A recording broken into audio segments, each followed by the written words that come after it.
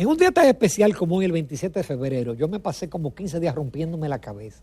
¿A quién invito un día como hoy? Porque hoy no podemos hablar de política ni de economía. Y dije yo, Juan Miguel Castillo Pantaleón. Fue un juez que cuando fue juez se casó con la gloria. Y que en su vida privada ha dedicado todos estos años a la defensa de la soberanía, de la nacionalidad, de la integridad territorial, de cosas que hoy, quizás muchos que no se dieron cuenta hace 20 años, hoy nos estamos dando cuenta. Entonces pensé que era la persona ideal para una entrevista en un día como hoy.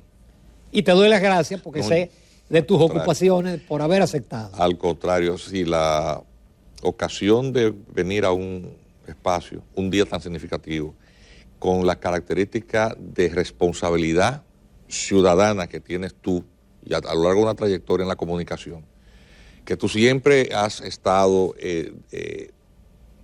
dedicando la atención a esos temas que son fundamentales para la preservación de la patria. El honrado soy yo.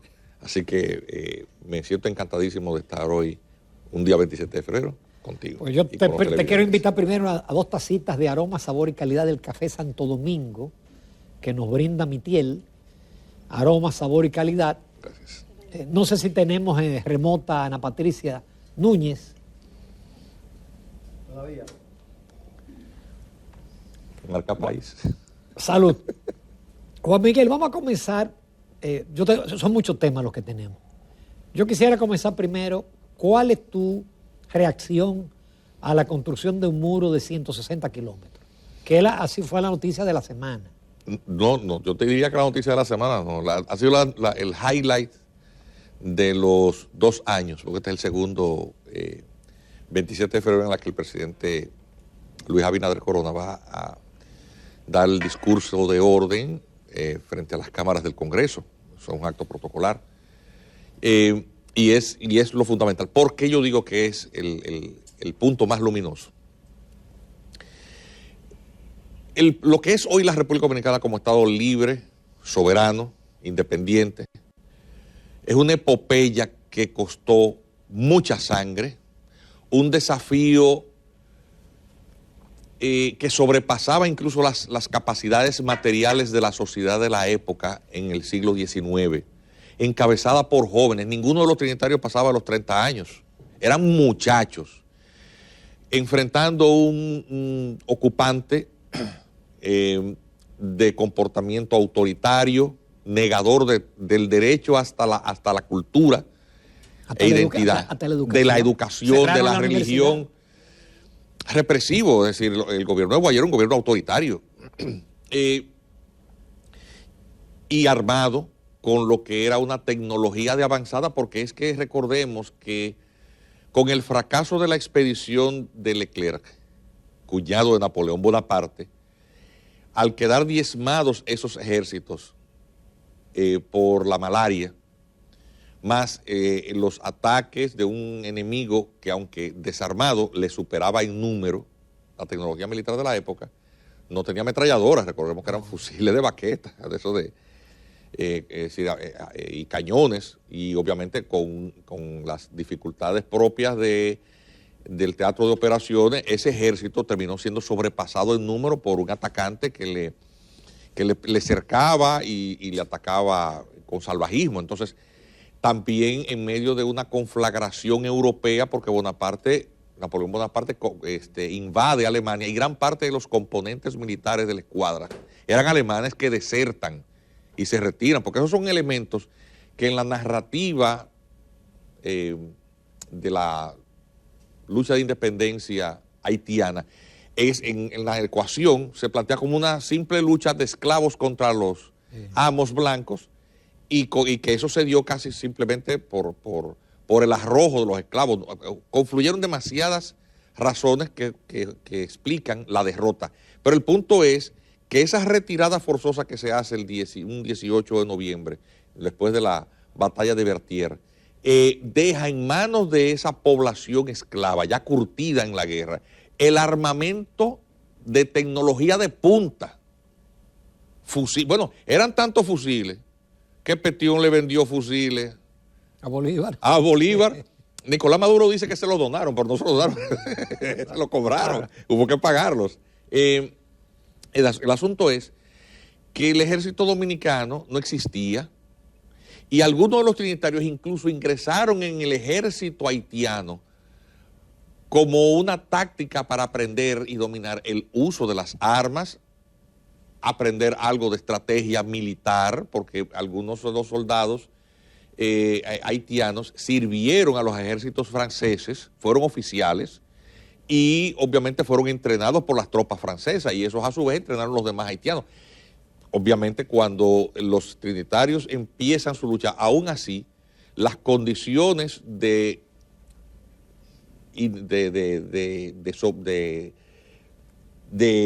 debilidad militar era prácticamente una empresa imposible, casi suicida.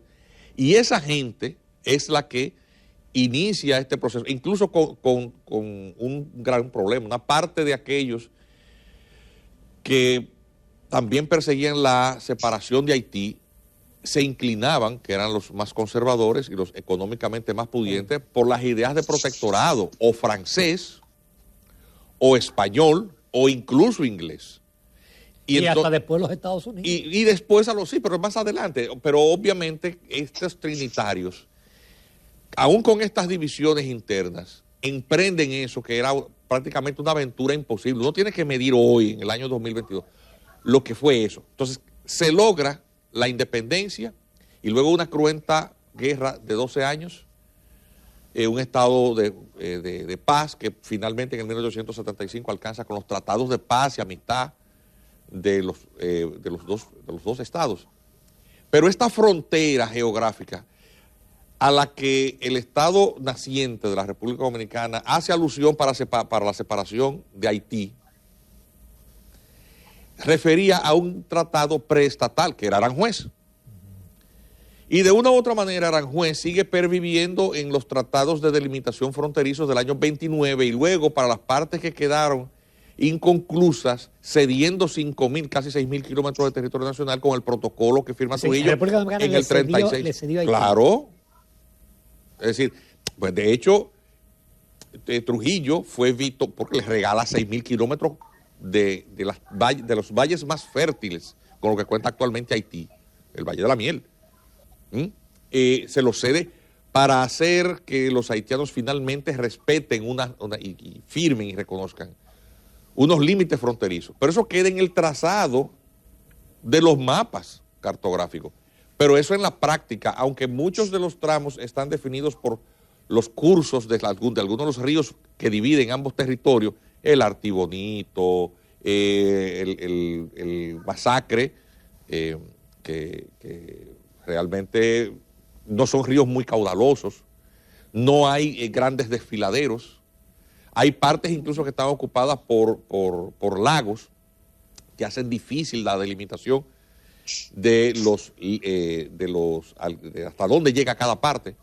Entonces, eso ha generado con la disolución y debilitamiento del Estado haitiano, disolución últimamente, porque ahora mismo no hay ni gobierno, pues un gran problema para el manejo y control de las autoridades dominicanas del territorio. Por lo tanto, al construirse una valla física, llámenle verja perimetral, llámenle muro, llámenle cerca, llámenle pared, tú estás colocando un límite visual, material, al territorio de un Estado que se independizó del vecino.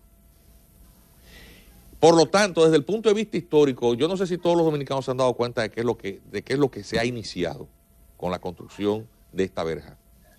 Es el tramo final de la independencia nacional. Pero con 160 metros es suficiente. No, de los no 378 es el inicio metros. pero que eso tiene un valor simbólico, Ramón. Sí. Es que eso es un hecho crucial. Tú no ves las potencias y los organismos multilaterales gritando y todos los progres del patio gritando, molestos. Porque es que eso sella la independencia. Yo comentaba en estos días, lo escribí en un artículo, que en el año 89 había 6 muros fronterizos y ahora hay 70. Eso no es accidental, que cada país quiere protegerse. Mira, la migración es un fenómeno natural porque es consustancial al comportamiento de especie. El ser humano como especie surge en África, producto de la evolución de los homínidos, los neandertales en Europa, los cromañón, pero el Homo sapiens empieza a migrar, y en eso están de acuerdo todos los genetistas de África, hace muchos cientos de miles de años. Y de hecho, las distintas adaptaciones al clima son las que generan lo que posteriormente le llamamos raza. Los que tenían menos sol, la piel se le aclaró, los otros continuaron porque recibían más sol, de piel más oscura, las facciones. Todo eso tiene que ver con adaptaciones de la especie. Bien. ¿Qué significa eso? Que la migración de África hace cientos de miles de años, y es la especie que ha dominado el planeta, el ser humano ha migrado hasta el último confín. De hecho, está migrando hacia el espacio, buscando un nuevo destino. Entonces, la migración siempre va a existir. No hay migración solamente cuando desaparezca el ser humano. Ahí es cuando va a desaparecer la migración. Pero Juan Miguel, perdón, la migración, hay distintos tipos de migración, porque la migración, como tú dices, no es mala. Ahora, la migración que tenemos, no porque sea Haití, no es una migración positiva, no es algo que ayuda al país, que el país avance, al contrario. Creo que ahí es que radicaría la diferencia, ¿no? Sí. Viendo la migración como algo natural, como tú lo explicas. Sí, pero eso es algo que debemos de asumir como tal. La migración existe. Entonces, los estados, las entidades estatales, que son un constructo también civilizacional, porque los estados como tales surgen en los albores del siglo XVII. Esa es la verdad. Con tratados de paz que empezaron a reconocer los autogobiernos y los gobernantes como representantes de esto. Pero eso le tomó a la humanidad miles de años. Entonces, el constructo estatal, que significa un autogobierno, una población y el control de un territorio, exigió para el mantenimiento de la paz, obviamente, la separación de los territorios en fronteras. Pero aún así, eso significa también que la población de un territorio, de un estado vecino, si ingresa, no tiene la condición de súbdito y empieza a definirse, a perfilarse los conceptos de la nacionalidad moderna, con todo el corolario de valores espirituales, jurídicos, religiosos que se adhieren a eso. Entonces es un constructo también relativamente reciente el concepto de la nacionalidad como la entendemos hoy. Obviamente había antecedentes, por ejemplo, en la época del Imperio Romano, el ciudadano romano. De hecho, muchísimos de esos términos que utilizamos, jus soli, jus sanguinis, fíjense que son en latín que están. Bien, pero ¿qué pasa? Cuando tú tienes un tema de migración, significa que el gobierno tiene que controlar, hasta para una situación de seguridad interna. Y el control de esas migraciones, junto con el tema de las responsabilidades de tipo económico de los gobiernos, porque se creó la moneda, porque todos son constructos que tienen menos de 600 años. En la historia de la humanidad eso es un milímetro. Exige a los gobiernos, obviamente, el control de la migración. Entonces, ¿qué es lo inteligente? La migración es una política estatal, como si fuera una llave, que usted abre o cierra, dependiendo de las condiciones. ¿Qué tipo de migración me conviene? ¿Qué tipo de migración no me conviene? ¿Por qué?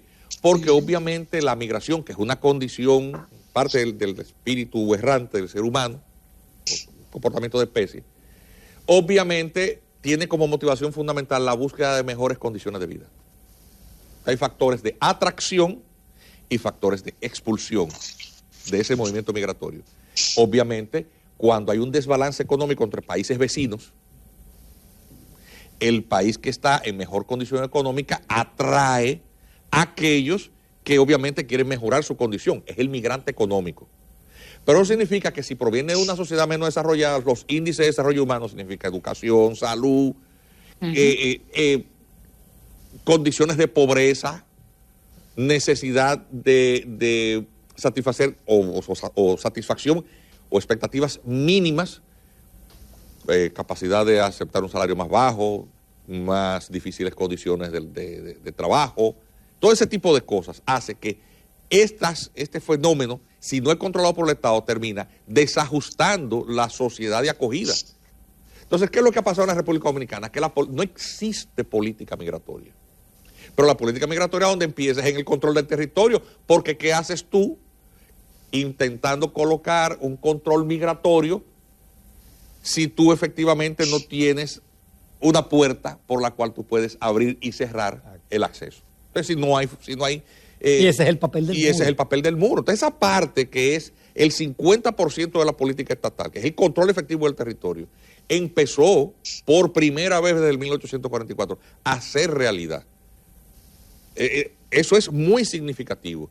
Eso asegura al presidente que lo termine, porque ya el iniciarlo es un hecho trascendente. Pero si este gobierno lo termina en este o en otro mandato, ya sea el presidente o el partido. Yo decía un artículo que los próximos presidentes van a estar obligados a continuar ese muro. Óyeme, su lugar en la historia, en la historia dominicana, queda garantizado. Manuel Núñez y yo decimos que el presidente que termine el muro se convierte en el 10º trinitario.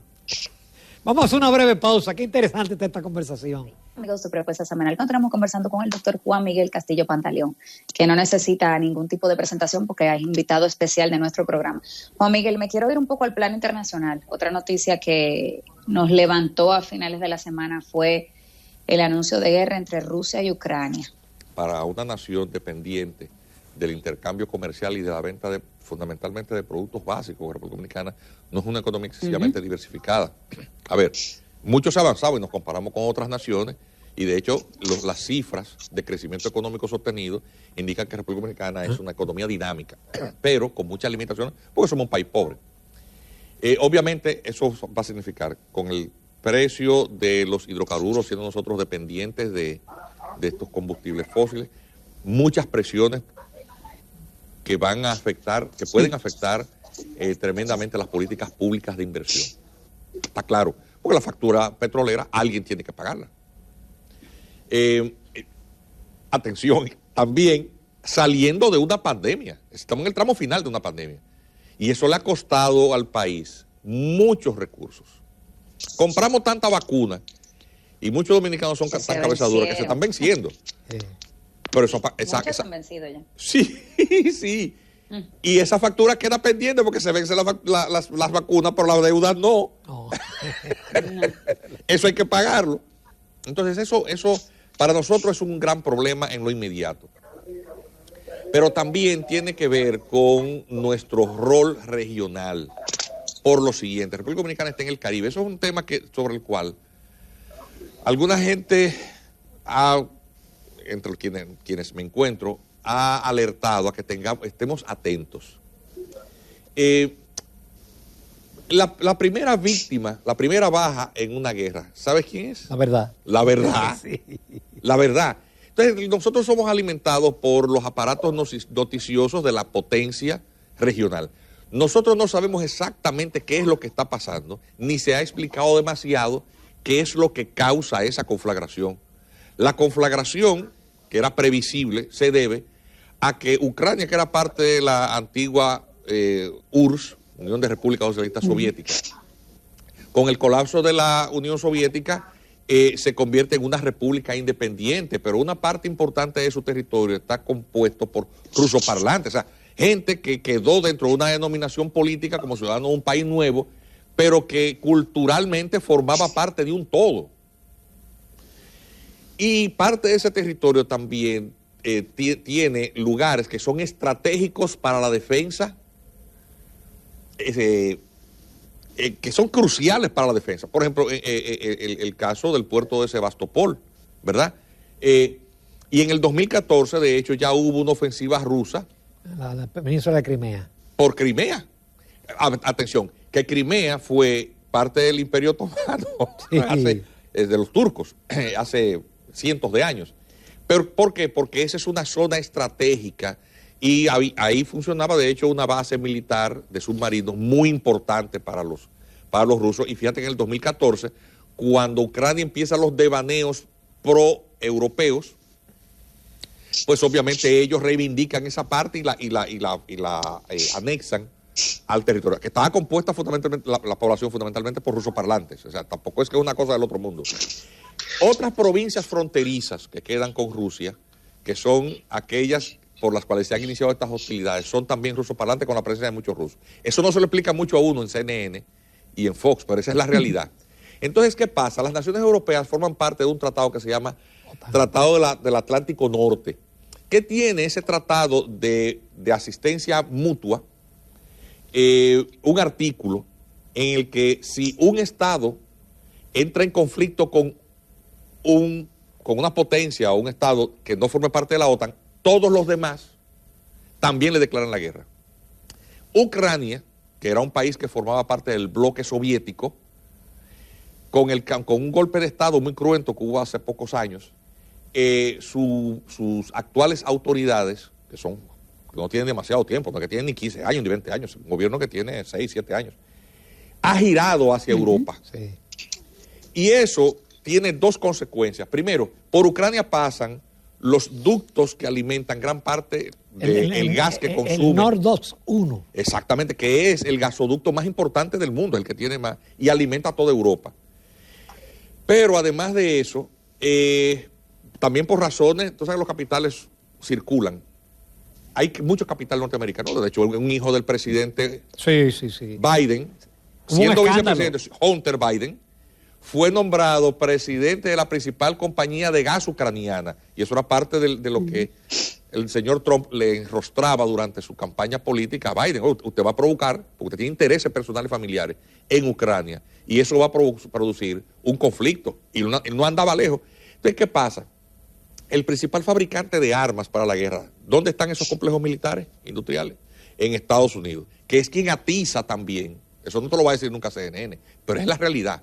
Entonces, ¿qué ocurre? La entrada de Ucrania a la OTAN se ralentizó, se retardó por unos acuerdos que se hicieron hace unos años. Minsk, los acuerdos de Minsk. Francia, Alemania, Ucrania y Rusia, para que Ucrania no entrara en la OTAN, porque eso significaba una amenaza militar que era sencillamente inaceptable para los rusos, porque le colocaba, es como que te pongan,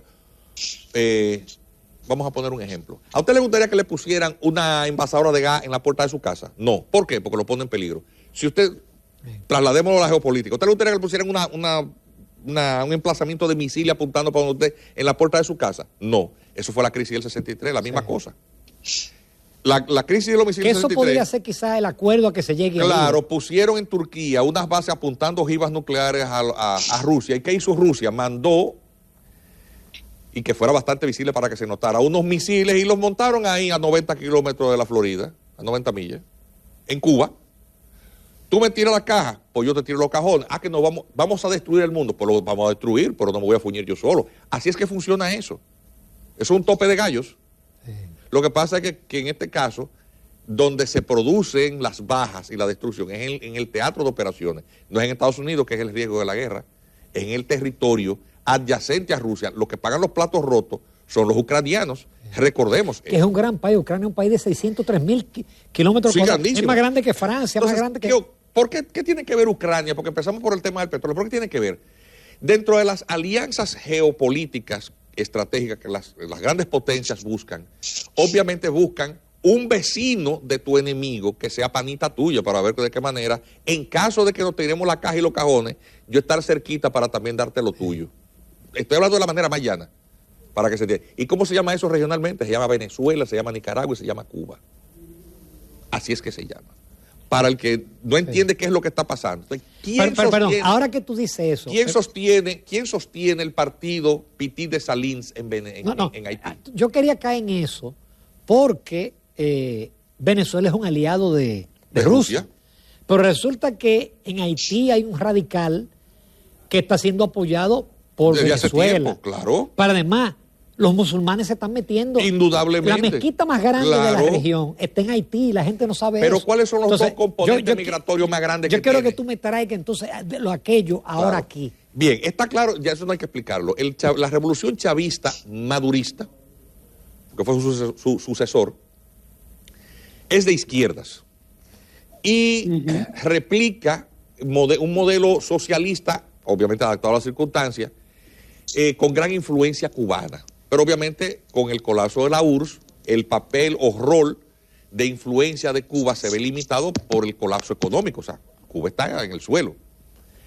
Y un movimiento revolucionario que termina por la vía democrática, volviendo al poder, pero permaneciendo con ellos por prácticas antidemocráticas, que es el gobierno de los sandinistas, con Daniel Ortega en Nicaragua, son más un viraje generalizado de una parte importante de Latinoamérica hacia el socialismo, desde el experimento de Lula por un tiempo, solamente vuelve.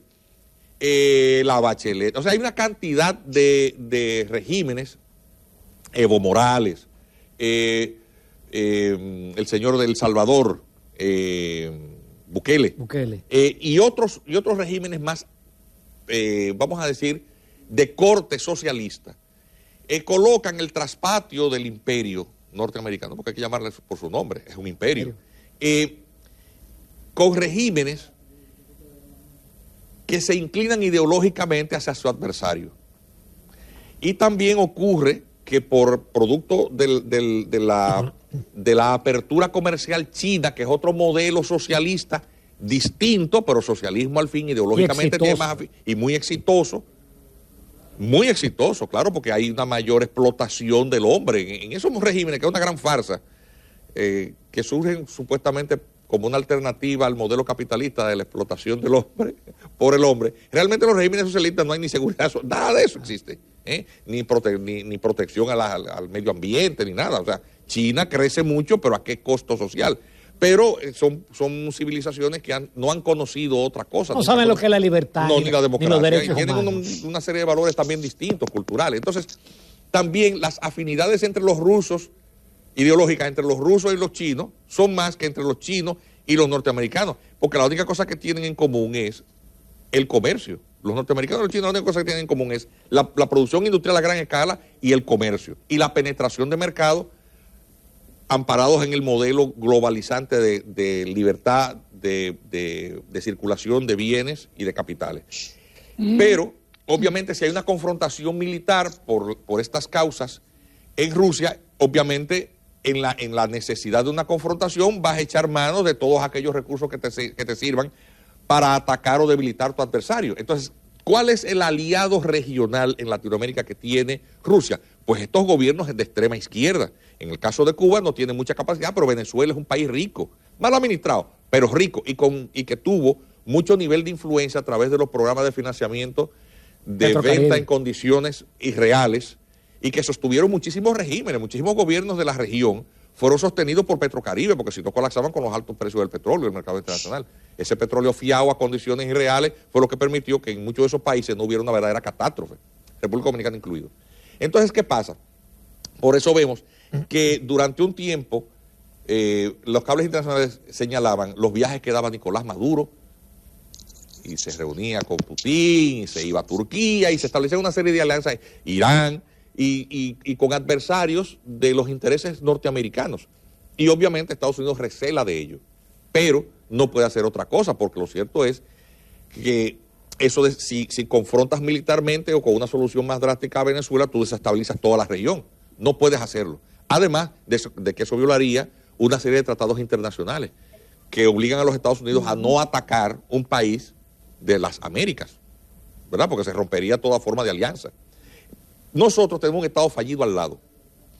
Y la ausencia de polos de poder identificables y que tengan control efectivo sobre el territorio y la población deja a Estados Unidos sin un interlocutor válido con mecanismos de control eficiente de la seguridad. Porque la isla de la Española, la isla de Santo Domingo, está a pocos kilómetros de la Florida. Estamos en el traspatio, en la puerta de los Estados Unidos.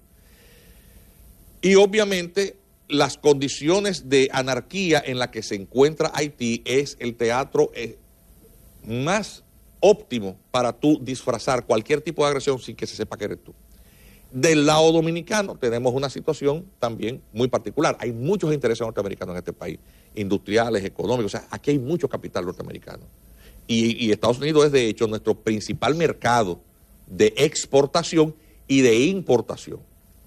Entonces, ¿cuáles son los componentes de extranjero mayoritario con presencia en la República Dominicana? Migrantes. Regular e irregular. Haitiano. ¿Y cuál es el segundo grupo? Y venezolano. Y venezolano. Ambos en una condición de irregularidad creada por pésimas políticas de control migratorio. República Dominicana, todos esos venezolanos que vinieron, no se les pidió ni siquiera visa, con una tarjeta de turismo se quedaron. República Dominicana no tiene manera de saber quiénes son ni dejan de ser los venezolanos que están aquí. Ahí puede haber muchísima gente que vino a buscar mejores condiciones de vida, pero puede haber también otra clase de venezolanos que esté al servicio de otros intereses. Eso el Estado Dominicano no tiene manera de saberlo. No tiene manera de saberlo. Y los haitianos igual. Entonces, en un escenario hipotético de confrontación, te es más fácil a través de Haití crear una situación de una agresión o una desestabilización regional que tenga al final de cuentas efectos tan catastróficos como el de tirar una bomba nuclear. Cuando tú creas una situación de anarquía y desestabilización, por ejemplo, de la República Dominicana,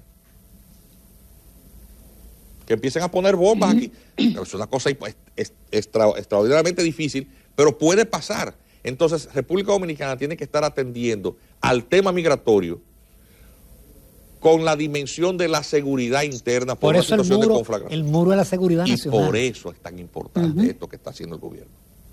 Qué pena no tener más tiempo, Juan Miguel, pero óyeme, brillante. Gracias, Juan Miguel. Vamos a tener que volver a reunirnos, pero valió la pena el 27 de febrero hablar de todo esto, porque se habla mucho disparate del muro, de que vamos a hacer un muro de industria en la frontera. Seguro. ¿Con qué dinero? Juan Miguel, Gracias, muy agradecido. Gracias a ustedes. Nos vamos a comercial, amables televidentes, continuamos con Propuesta Semanal.